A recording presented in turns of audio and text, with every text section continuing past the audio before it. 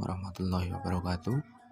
Alhamdulillahirrabbilalamin. Perkenalkan, nama saya Muhammad Hasanul Muna dengan NIM 20402100003, daya dari kelas A3 KPI. Kali ini saya akan membahas tentang motivasi dalam komunikasi organisasi. Pembagian motivasi dalam komunikasi organisasi itu ada 3.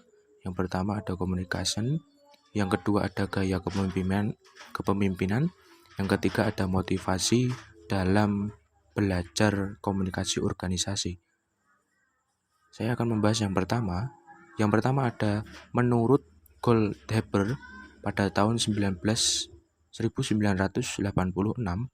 komunikasi itu sendiri adalah sebuah proses penciptaan serta saling menukar pesan dalam satu jaringan hubungan yang bergantungan oleh satu sama lain untuk mengatasi lingkungan tidak pasti atau lingkungan yang berubah-ubah. Yang kedua ada gaya kepemimpinan. Menurut McGregor menentukan 2 asumsi gaya kepemimpinan yang disebut dengan teori X dan teori Y.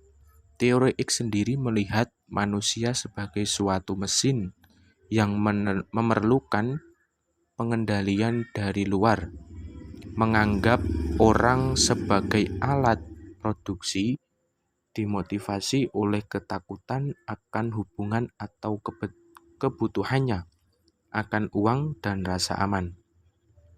Sedangkan teori Y sendiri memandang manusia sebagai organisme biologis yang tumbuh, berkembang, dan melakukan pengendalian terhadap diri sendiri. Pemimpin bertugas mengatur dan mengelola sehingga baik organisasi maupun pegawai dapat memenuhi kebutuhannya. Bekerja bersama-sama pegawai untuk mencapai tujuan organisasi dan mendorong pegawai berperan serta dalam proses pengambilan keputusan. Di sini ada 2 teori yang saya contohkan, teori X dan teori Y dari McGregor. Teori X sendiri itu cenderung ke bawah, dari manajemen langsung ke bawah di staf.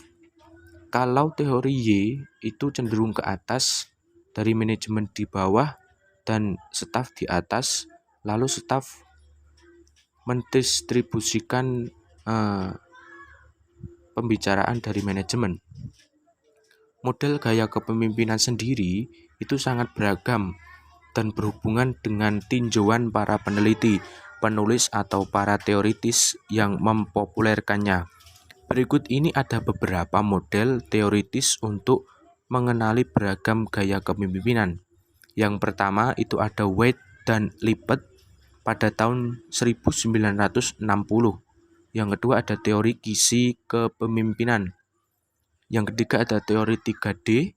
Yang keempat ada teori kepemimpinan situasional.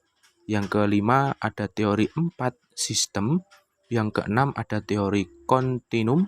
Yang ketujuh ada teori kebergantungan. Yang selanjutnya itu ada motivasi dalam organisasi. Motivasi itu sendiri merupakan hal yang banyak dibicarakan dalam komunikasi, manajemen, dan kepemimpinan. Karena motivasi memiliki kaitan yang erat dengan hal-hal yang menyebabkan seseorang mencurahkan tenaganya, baik secara mental maupun fisik, untuk melakukan sesuatu. Setiap orang memiliki kemampuannya yang berbeda dalam melakukan pekerjaan, sehingga kita cenderung mengatakan jika seseorang makin besar mencurahkan energinya untuk bekerja, maka dapat dipastikan orang itu mempunyai motivasi. Sampai di sini, apabila ada tutur kata yang salah, saya memohon maaf yang sebesar-besarnya. Wa'afu minkum, wassalamualaikum warahmatullahi wabarakatuh.